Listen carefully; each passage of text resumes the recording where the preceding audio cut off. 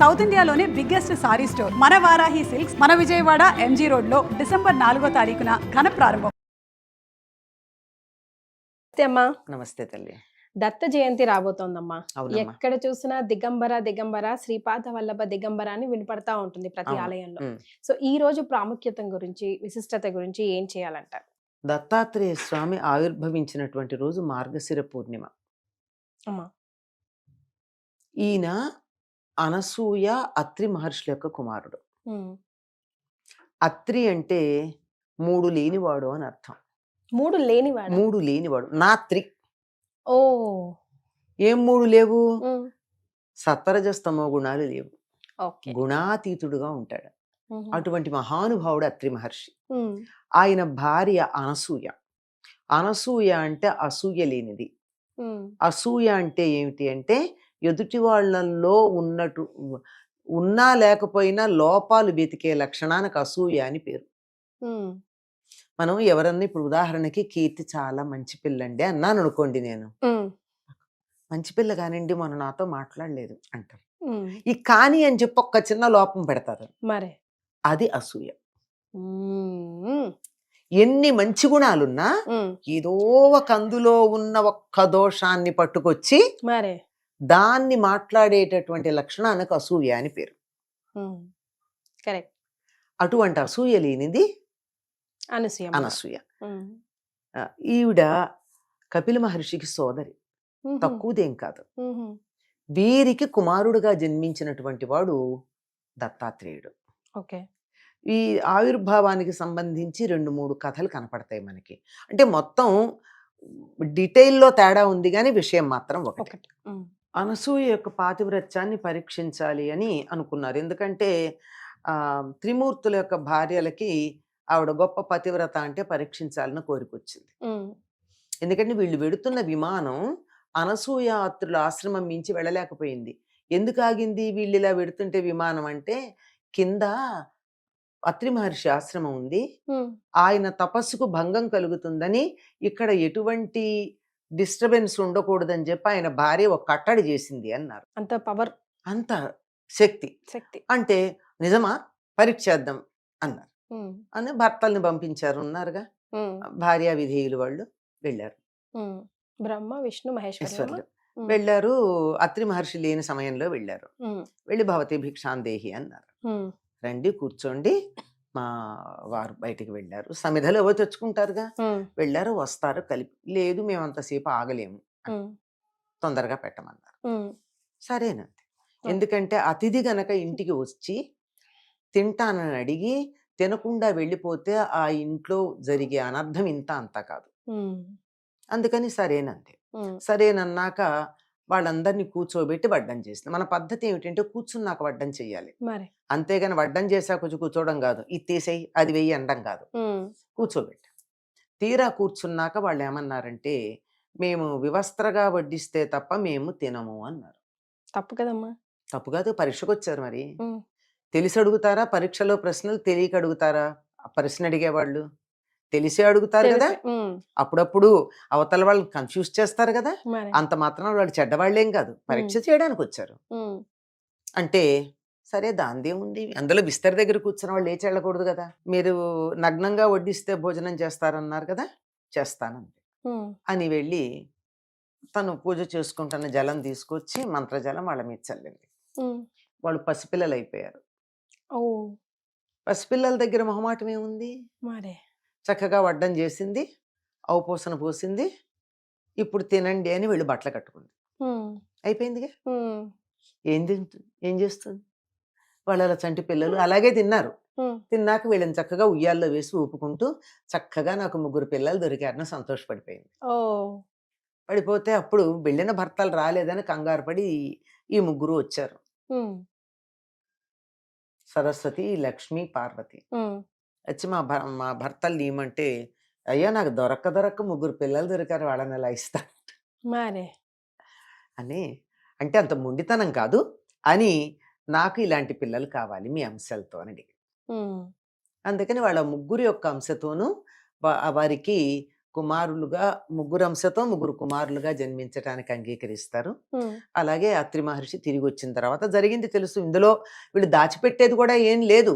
ఎవరి మనస్సుల్లో వాళ్ళకో CC camera ఉంటుంది, ఎక్కడేం జరిగినా చూడడానికి. మరే ఎవరి మనస్సుల్లో ఉంటుంది వాళ్ళకి, ఉంటుంది వాళ్ళకి. చేత ఎవరు చెప్పకుండా తెలిసిపోతుంది. సరే అయ్యాక ఆయన వారి యొక్క అనుగ్రహంతో అత్రికి అనసూయకి ముగ్గురు కుమారులు జన్మిస్తారు. ముగ్గురు డిఫరెంట్ డిఫరెంటే. బ్రహ్మగారి అంశతో జన్మించినటువంటి వాడు చంద్రుడు, విష్ణు అంశతో జన్మించినటువంటి వాడు దత్తుడు, తర్వాత శివుడి అంశతో జన్మించినటువంటి వాడు దుర్వాసుడు. ఈ ముగ్గురు కలిసి చివరికి ఒక్క రూపంగా మారిపోయారు.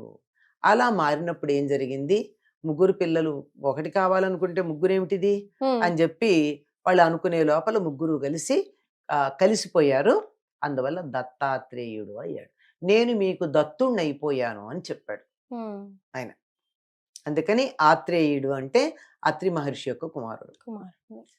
వీళ్ళకి ఇలా దత్తమైపోయిన వాడి జరిగింది ఎప్పుడు అంటే మార్గశీర్ష శుద్ధ పూర్ణిమ.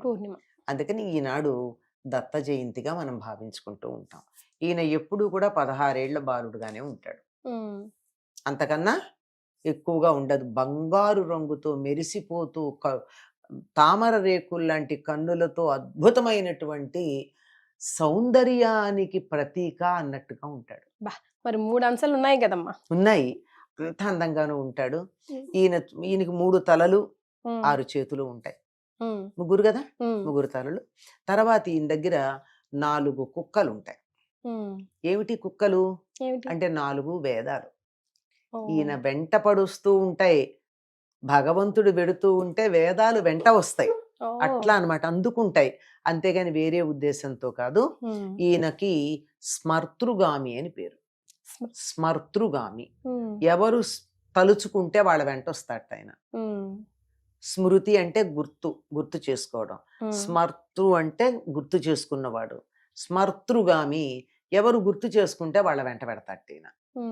తలుచుకున్నంత మాత్రాన ఉంటాను అని చెప్పాడు. అన్ని అవతారాలకి పరిసమాప్తి ఉంది, ఈ ఒక్క అవతారానికి పరిసమాప్తి లేదు. అవునా? శాశ్వతంగా అలాగే ఉంటాడు. పరిసమాప్తి లేనటువంటి అవతారం, పూర్ణమైనటువంటి గురుతత్వం ఒక్క చోట ఏకీకృతమైనటువంటిది దత్తాత్రేయ స్వరూపం. సో మనం ఎలా పూజ చేసుకోవాలమ్మా ఈ రోజులో? ఏముందమ్మా, అందరిలాగానే పూజ చేస్తాం. కాకపోతే ఈయన మర్రి చెట్టు దగ్గర, మేడి చెట్టు దగ్గర ఉంటాడని చెప్తారు కదా. మేడి చెట్టు దత్తాత్రేయుడికి నివాస స్థానం అని ఆయనకి రిప్రజెంటేటివ్ గాను చెప్పుకుంటూ ఉంటారు. మనం చెప్పుకునే పంచవటాల్లో కూడా ఈ మేడి చెట్టు ఒకటి ఉంటుంది. ఈ రోజు ఆయనకి మామూలుగానే పూజ చేసుకుంటాం, అందరు చూసుకున్నట్టే చేసుకుంటాం. మామూలుగా వీలైన వాళ్ళు అభ్యంగన స్నానం చేస్తారు, లేని వాళ్ళు మామూలుగా చెయ్యలేని వాళ్ళు మామూలు స్నానం చేస్తారు. స్నానం చేసిన తర్వాత చక్కగా షోడశోపచార పూజా విధానం ఉంది, ఆ విధానం ప్రకారం చేస్తారు. కొంతమంది దత్త చరిత్ర పారాయణ చేస్తారు, దత్త కవచం, దత్త చరిత్ర పారాయణం ఉన్నాయి. దత్తుడికి సంబంధించిన స్తోత్రాలు ఉన్నాయి. అవన్నీ ఎవరికి ఎంత శక్తి ఉంటే అంతవరకు. ఏ గురువైనా ఇంతో అంతో దత్తుడి యొక్క అంశ లేకపోతే ఆయన గురుస్థానంలో ఉండి శిష్యులను ఉత్తమ మార్గంలోకి నడిపించటం జరగదు. కనుక అందరు గురువులకి గురువైనటువంటి వాడు దత్తాత్రేయుడుగా చెప్పబడుతూ ఉంటాడు. అంటే ముఖ్యంగా ఈ రోజుల్లో నెగిటివ్ పవర్ ఎవరికైతే ఉందో, మనలో ఉంది అనుకుంటారో తాంత్రిక విధానంలో, అలాగా అవన్నీ పోతాయి అంటారు. ఫర్ ఎగ్జాంపుల్ ఇప్పుడు గాంగాపూర్ టెంపుల్ చూసుకుంటే పౌర్ణమి రోజు చిత్ర విచిత్రాలుగా మనకు అనిపిస్తుంటది అక్కడ చూస్తుంటే. అప్పటి వరకు నార్మల్ గా ఉంటారు, ఎప్పుడు ఎవరు ఎక్కడ ఎలా స్పందిస్తారో తెలీదు. సో ఆ ఒక్క ఆరతి రోజు అట్లా అక్కడ ఉంటే గనక పౌర్ణమికో అమావాస్యకో ఆ నెగిటివ్ అంతా తీసేస్తాడు అని అంటూ ఉంటారు కదా. అవునమ్మా, అన్ని చాలా శక్తిమంతుడమ్మా. ఆ కాలం నుంచి ఈ కాలం దాకా ఎప్పుడో జరిగిన అవతారం ఇది. అప్పటి నుంచి ఇప్పటిదాకా కూడా అందరినీ తలుచుకున్నంత మాత్రాన అనుగ్రహించడానికి సిద్ధంగా ఉంటాడు. మీరు అన్నట్టు చిత్ర విచిత్రం అంటే లోపల ఏదో ఉంటుంది. వీళ్ళు అక్కడ ఆయన్ని ప్రార్థించంగానే ముందు మన ఇంట్లో ఫ్లిట్ కొడితే మోరీల్లో నుంచి బొద్దింకలు బయటకు వచ్చినట్టు వీళ్ళల్లో నుంచి ఆ చెడ్డ భావాలన్నీ బయటకు వచ్చేస్తే ఇంకా మళ్ళీ లోపల ప్రవేశించమని చెప్తారు. చాలా విశిష్టమైనటువంటి విషయం. అసలు కలియుగానికి ఈయన్ని మించినటువంటి దైవం లేడని, అందరినీ ఉద్ధరించడానికి ఉన్నటువంటి వాడని, ఆయన్ని దిగంబరుడుగానే ఉంటాడమ్మా నిరంతరం. ఆ, ఆయనకి దిగంబరుడు అంటే అర్థం ఏమిటి? నగ్నమని మనం అనుకుంటాం. ఉమ్, ఆయన కట్టడానికి బట్ట లేదు. విశ్వమంతా వ్యాపించిన వాడికి ఎంత బట్ట కడతాం మనం? మరే. దిక్కులే ఆయనకు అంబరాలు. అంబరుడు దిగంబరుడు. ఉమ్, ఈ దిక్కులన్నీ ఆయనకి వస్త్రాలుగా, ఈ సృష్టి అంతా తాను వ్యాపించుంటే ఈ మొత్తం అంతా ఆయనకి వస్త్రాలుగా ఉంటాయని అది దిగంబర శబ్దానికి అర్థం. ఉమ్, అందుకని అంతగా వ్యాపించి ఉన్నటువంటి దిగంబర దిగంబర శ్రీపాద శ్రీపాద శ్రీవల్లభ దిగంబర అని అంటూ. పైగా అదృష్టం ఏమిటంటే శ్రీపాద శ్రీవల్లభులుగా అదే దత్తాత్రేయుడు మనకి పీఠికాపురంలో అవతరించడం జరిగింది. తెలుగు వాళ్ళ అదృష్టం. తెలుగు వాళ్ళ కన్నా కూడా అక్కడికి మహారాష్ట్ర నుంచి వచ్చి చేసేటటువంటి వాళ్ళు ఆయన అర్చించుకునే వాళ్ళ సంఖ్య మీకు పిఠాపురం వెళ్ళినట్టయితే తెలుగు వాళ్ళ కన్నా మహారాష్ట్ర అవునమ్మా. రైట్. చాలా సంతోషం అమ్మా. ధన్యవాదాలు. నమస్తే అమ్మా.